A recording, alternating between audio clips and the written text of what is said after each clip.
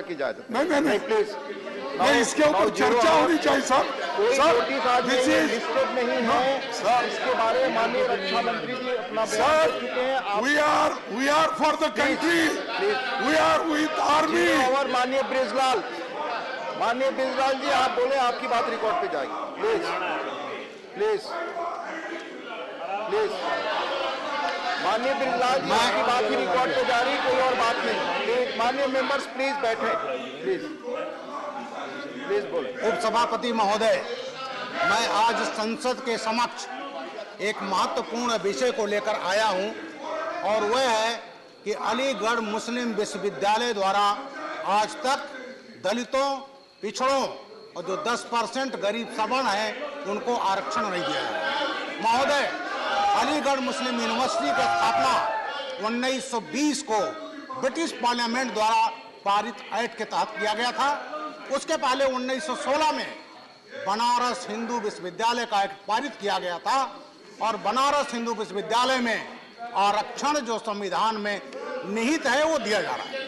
महोदय, दोनों एक्ट एक हैं, केवल हिंदू और मुस्लिम शब्द को छोड़ करके बाकी एक्ट एक है। बीएचयू द्वारा दिया जा रहा है और अलीगढ़ मुस्लिम विश्वविद्यालय द्वारा नहीं किया जा रहा है।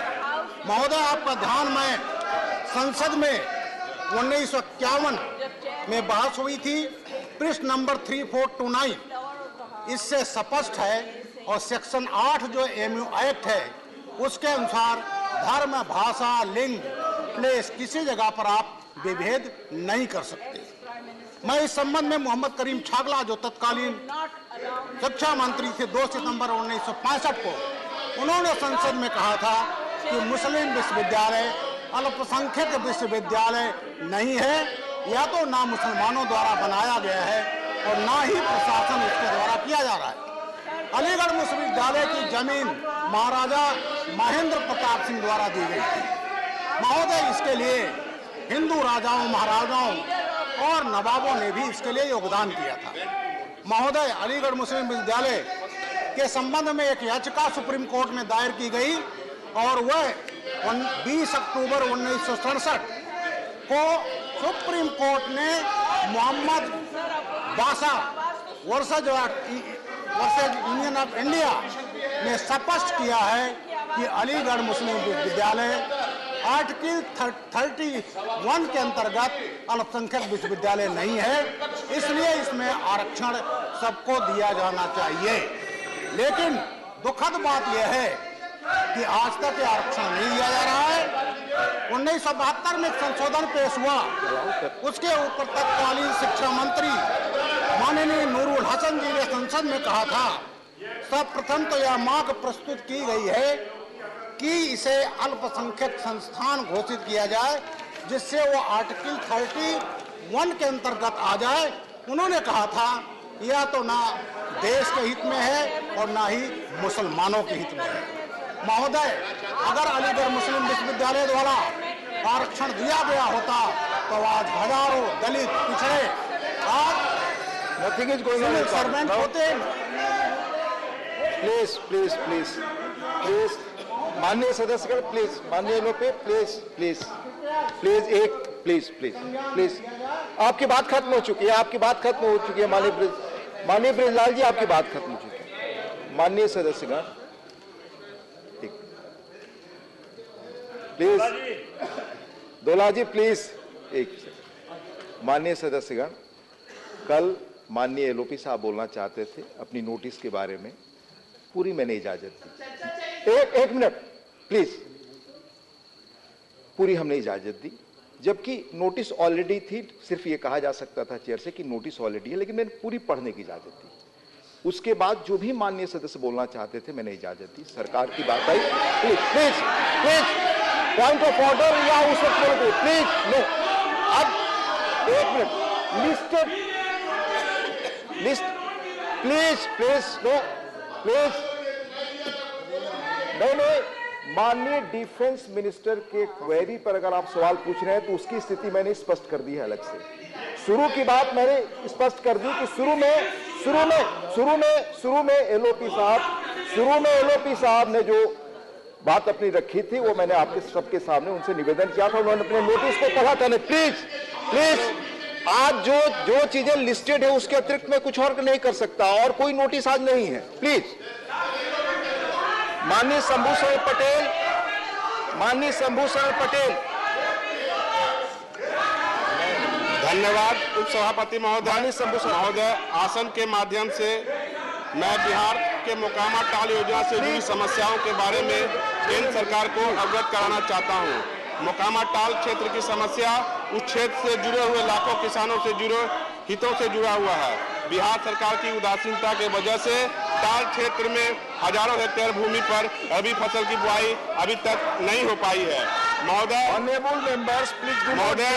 मोकामा टाल क्षेत्र जो लगभग 106 किलोमीटर के क्षेत्र में फैला हुआ है, जिसके अंतर्गत बिहार के 4 जिले पटना, लखीसराय, नालंदा और शेखपुरा में पड़ने वाले 13 ब्लॉक, 9 विधानसभा एवं 5 लोकसभा क्षेत्र में रहने वाले किसान टाल क्षेत्र में जल जमाव की समस्या से जूझ रहा है। वह टाल क्षेत्र जिसे कभी दाल का कटोरा कहा जाता था, आज वहां के किसान भुखमरी के कगार पे हैं। की बात रिकॉर्ड पे जा रही है। मैं क्वेश्चन कर रहा हूं महोदय, मोकामा टाल योजना के अंतर्गत बिहार सरकार के द्वारा टाल क्षेत्र से जल निकासी का कार्य 3 चरणों में पूरा किया जाना था, जो अभी तक पूरा नहीं हो पाया है। द्वितीय चरण में हेमजा कट तथा हरहर नदी का एस लूप का सीधीकरण का कार्य अभी तक पूर्ण नहीं हो पाया है, जिससे कि टाल क्षेत्र में अभी तक जो है पानी नहीं निकल पाया है, जिसके कारण हजारों हेक्टेयर भूमि पर जो है किसान जो है रबी फसल की बुआई नहीं कर पाए हैं। अतः मैं आसन के माध्यम से केंद्र सरकार से आग्रह करना चाहता हूं कि टाल योजना का मॉनिटरिंग वो अपने स्तर पे करे और यहाँ से जो है जल निकासी का एक्सपर्ट टीम टाल क्षेत्र में भेजकर वहाँ की समस्याओं को देखें और जल्द से जल्द वहाँ के किसानों की समस्या को जल्द से जल्द दूर करने की कृपा करें, ताकि अगले वर्ष वहाँ के किसान रबी फसल की बुआई सही ढंग से कर पाए। धन्यवाद महोदय। श्रीमती जेबी माथेर हिसम। Sir, I wanted to say about the Attapadi women pregnant lady, but now, sir, the situation is situation is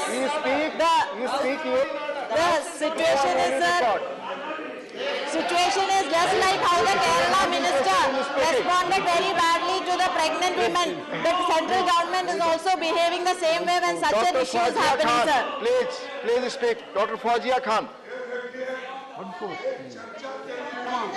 Dr. Fawzia Khan. Sir, my 0R is related to the security of the nation, and here on the Chinese aggression, the opposition This wants is not to the discuss, subject. The sir. subject which Please has been allow issued us. on issue of Please allow the news of drones and cryptocurrencies of terrorism. No. This subject is not issue. This subject is not subject is related to the security of the nation. माननीय अबीर रंजन विश्वास Here, my 0R is on need to revoke 20% customs duty on Govindobog rice. But sir, given the situation of the house, I would request you to have it in order, sir. Otherwise, it's such an important issue, sir. Speak on the subject, Sir, Govindobog rice is an aromatic short grain rice variety cultivated in West Bengal. It has been given a geographical indication tag in 2017, and it is known for its distinctive taste. Yes. Also, sir, the cultural significance is well known for it. Also, Please speak. sir, as you know, sir, I would request you to address the issue so that You speak on your subject, Abir Ranjan ji. But the house is not in order, sir. You please speak on this Okay, subject. sir, there are many delicious dishes made from it, and as the name suggests, it is offered to the Sri Govindoji deity as well. Sir, the rice is exported to Europe and the Gulf countries, and it fetches its growers a high price. The government of West Bengal had encouraged its farmers to grow this variety of rice and replace it where in certain areas where the coarse grain variety of rice is grown. And sir, this has helped in enhancing their incomes. In September 2022, the government of India had imposed a 20% customs duty on the export of this rice variety. Sir, this has greatly affected its sales abroad and dampened the government's effort to improve the farmers' livelihoods. Sir, Please, you continue. You have time, you speak. Sir, another premium rice variety. Sir, I laid on the table. Please. माननीय Syed Nasir Hussain, not present. माननीय श्री समीर उरांव. उपसभापति महोदय, बहुत बहुत धन्यवाद, आपने मुझे बोलने का अवसर दिया। उपसभापति महोदय, मैं एक लोक महत्व के विषय को आपके माध्यम से सदन को बताना चाहता हूं। झारखंड के गुमला जिले के शहर से 120 किलोमीटर दूर स्थित आनंद धाम को राम भक्त महावीर हनुमान जी की पूजा अर्चना की जाती है। प्राकृतिक सौंदर्य के दृष्टि से भी यह एक मनोरम स्थल है। यहाँ एक प्रसिद्ध गुफा है जो कथित तौर पर 1500 फीट लंबी है। स्थानीय जनजाति समुदाय के भक्त पुजारीगण इन्हीं पहाड़ियों में रहकर के सेवा कार्य करते आ रहे हैं, परंतु वन विभाग द्वारा इसे अपनी वन सीमा के अंदर समाहित कर लेने के कारण यहाँ निर्माण कार्य की अनुमति नहीं है। फलस्वरूप पौराणिक सांस्कृतिक महत्व और उच्च पर्यटन संभावनाओं से युक्त होने के बावजूद यहाँ आधारभूत संरचनाओं और सुविधाओं की कमी है। अतः मैं सरकार से मांग करता हूं कि इस महत्वपूर्ण स्थल को वन सीमा से मुक्त करने की कृपा की जाए, ताकि वहां पर जो हनुमान जी का जन्म स्थली माना जाता है और उसी के आधार पर वहां भक्तगण पूजन अर्चन करने के लिए पहुंचते हैं।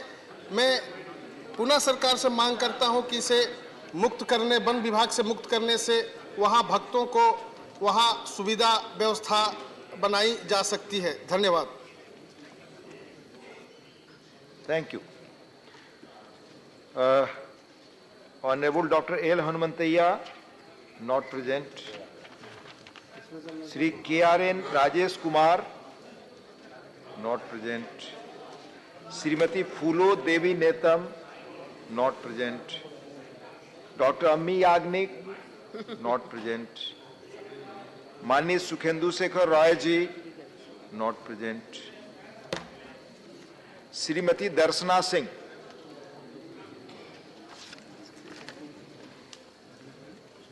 माननीय उपसभापति जी, मैं आपको धन्यवाद देना चाहती हूं कि आपने मुझे शून्यकाल में बोलने का अवसर दिया और आज मैं सदन में पहली बार बोल रही हूं। माननीय उपसभापति जी, मानव जीवन के प्रारंभ से ही खाद्य सुरक्षा सबसे महत्वपूर्ण विषय रहा है और अभी हाल ही में कोरोना काल में पूरे विश्व को खाद्यान्न समस्या का सामना करना पड़ा। लेकिन मैं इस बात के लिए देश के यशस्वी प्रधानमंत्री जी को धन्यवाद देती हूं कि भारत के 80 करोड़ गरीब भाइयों बहनों को प्रधानमंत्री गरीब कल्याण अन्न योजना के तहत अनाज उपलब्ध कराने का काम किया, जो अभी तक जारी है। ऐसे में खाद्य सुरक्षा सुनिश्चित करने के लिए मोटे अनाज की खेती को बढ़ावा देने की रणनीति माननीय प्रधानमंत्री जी का दूरदर्शितापूर्ण कदम है। आज विश्व के कई देश मोटे अनाज को सुपर फूड के रूप में स्वीकार कर चुके हैं, जबकि भारत में प्राचीन काल से ही मोटे अनाज का उत्पादन एवं उपयोग होता रहा है। माननीय उपसभापति जी, मुझे यह बताने में खुशी हो रही है कि माननीय प्रधानमंत्री जी की प्रेरणा से भारत की पहल पर संयुक्त राष्ट्र ने वर्ष 2023 को अंतर्राष्ट्रीय पोषक अनाज वर्ष घोषित किया और भारत की इस पहल का 72 देशों ने समर्थन भी किया।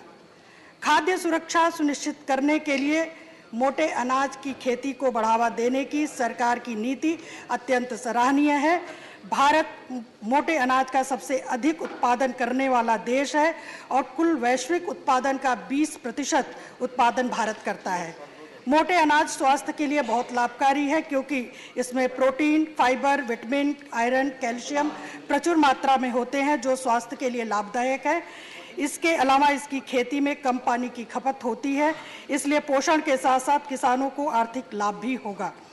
मोटे अनाज के उत्पादन में वृद्धि करने के लिए किसानों को प्रोत्साहन देने से उनकी आर्थिक स्थिति मजबूत होगी। देश में कृषि को लाभ का धंधा बनाने का हमारा सपना पूरा होगा। मैं माननीय उपसभापति जी, आपके माध्यम से सरकार से यह निवेदन करना चाहती हूं कि खाद्य सुरक्षा तथा पोषण के प्रति मोटे अनाज की उपयोगिता को लेकर सामाजिक जागरूकता बढ़ाने और रचनात्मक जन भागीदारी में वृद्धि की जाए। बहुत बहुत धन्यवाद। Thank you. बहुत अच्छा, बहुत अच्छा। सुश्री कविता पाटीदार। धन्यवाद माननीय उपसभापति महोदय। मैं पहली बार सदन में बोल रही हूं। आपने शून्यकाल में मुझे बोलने का अवसर प्रदान किया, उसके लिए मैं धन्यवाद प्रेषित करती हूं। मैं आपके माध्यम से सरकार और सदन का ध्यान एक बहुत ही महत्वपूर्ण विषय की ओर आकर्षित करना चाहती हूं। माननीय उपसभापति महोदय, पूरे देश भर में ट्यूबवेल और बोरवेल में उसके गड्ढों में गिरने के कारण न जाने कितने बच्चों की जिंदगियां समाप्त होती जा रही है। ये हमारे लिए एक गंभीर चिंता का विषय है। कुछ उदाहरण भी है। तमिलनाडु के त्रिची शहर में बोरवेल में गिरने से 2 साल के सुजीत विल्सन को 4 दिन की तमाम कोशिशों के बावजूद भी जीवित नहीं बचाया जा सका। उसी प्रकार पंजाब के संगरूर जिले में भी 150 फुट गहरे बोरवेल में गिरे 3 साल के फतेह सिंह वीर को भी नहीं बचाया जा सका। उसी प्रकार हरियाणा में कुरुक्षेत्र के हल्दाखेड़ी गांव में 5 वर्षीय प्रिंस के बोरवेल में गिरने की घटना भी है। ऐसी देश भर में कई घटनाएं हैं और कई घटनाओं का रेस्क्यू ऑपरेशन टीवी पर लाइव भी दिखाया गया है, जिससे पूरी दुनिया का ध्यान ऐसी घटना की ओर गया है। माननीय उपसभापति महोदय, ऐसे भयावह हादसों को देखते हुए 2010 में सुप्रीम कोर्ट ने पूरे देश में बोरवेल के रखरखाव संबंधी दिशा निर्देश जारी किए थे। इन दिशा निर्देशों में कहा गया था कि खुले बोरवेल के चारों तरफ तार या अन्य किसी जरिए से एक बाड़ अवश्य बनाई जाए, ताकि नन्ही मासूम जानों को बोरवेल के गड्ढों में गिरने से बचाया जा सके। सवाल यह भी है कि आखिर कब तक बार बार होते दर्दनाक हादसों के बावजूद देश में बोरवेल और ट्यूबवेल के गड्ढे ऐसे ही हम खुले छोड़ते रहेंगे और कब तक इनमें फंसकर नन्ही जानें अपनी जान गंवाती रहेगी। लेकिन जब जब ऐसी घटनाएं सामने आती है तो पता चलता है कि न तो आमजन न प्रशासन इन घटनाओं से कोई सबक लेता है।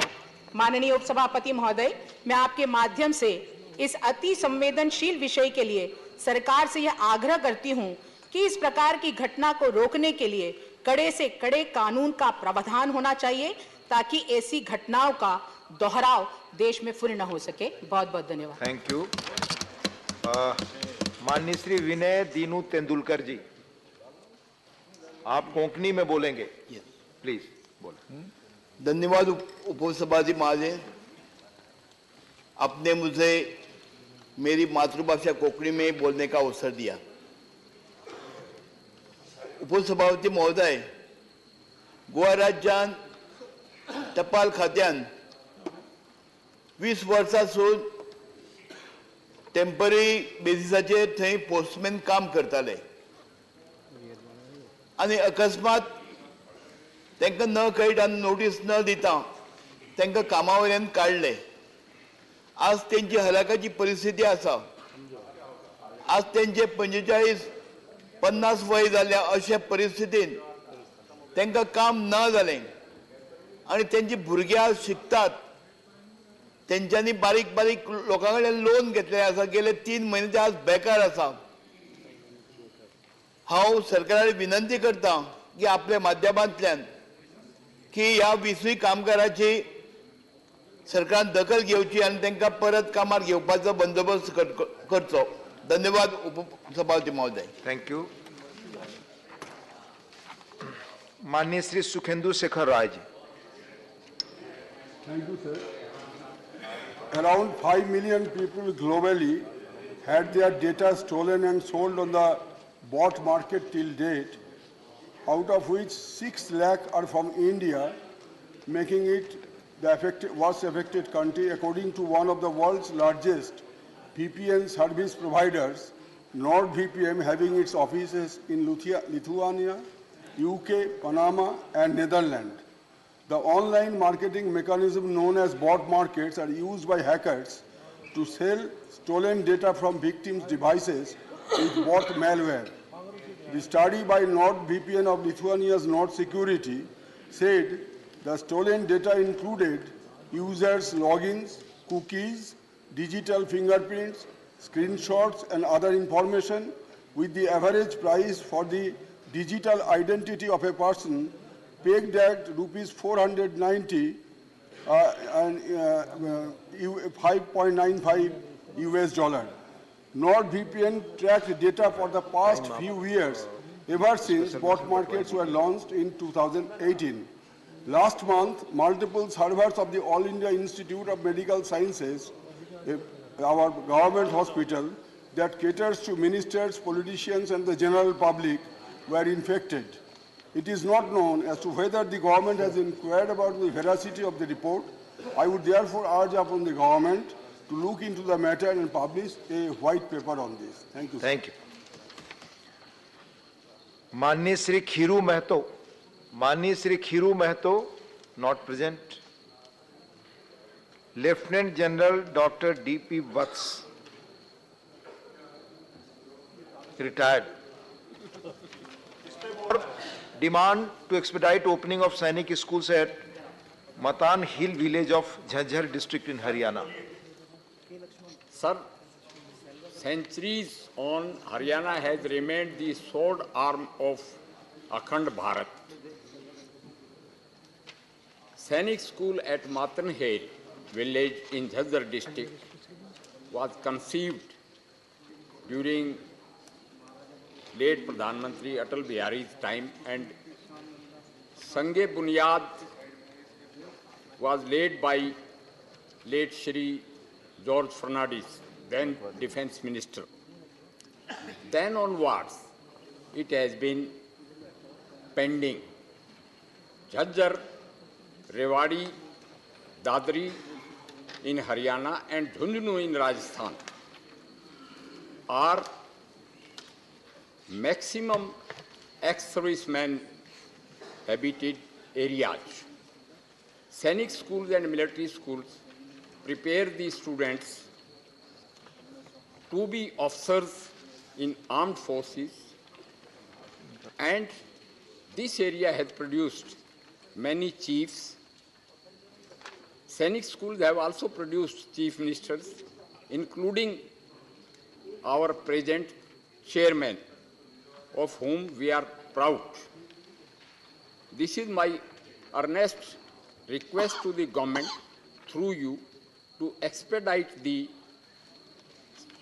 Sainik school, proposed Sainik school at Matan Hill, and the land has already been provided by the Haryana government. Thank you. Thank you. Honorable Sri Santosh Kumar P. Honorable Santosh Kumar P. Dr. K. Lakshman. Dr. K. Lakshman. धन्यवाद महोदय। मुझे शून्यकाल में खास तौर से काशी तमिल संगम के बारे में बोलने का मुझे मौका दिया गया है। भारत देश ऐसा एक देश है, विविधता से भरा देश है। कश्मीर से कन्याकुमारी तक अनेक पंथ संप्रदाय के लोगों निवास करते हैं। विभिन्न भाषा संस्कृति होने के पश्चात भी एक भारत श्रेष्ठ भारत की भावना सभी को एक दूसरे से जोड़ने का प्रयास करता है। इसी क्रम में माननीय प्रधानमंत्री मोदी जी ने उनके नेतृत्व में हमारी सरकार काशी तमिल संगम कार्यक्रम की शुरुआत की है। महोदय, भारत में संस्कृति और परंपरा के हर संगम का उत्सव मनाया जाता है और सम्मानित भी किया जाता है। तमिल और संस्कृत दोनों सबसे प्राचीन भाषाओं में से एक है।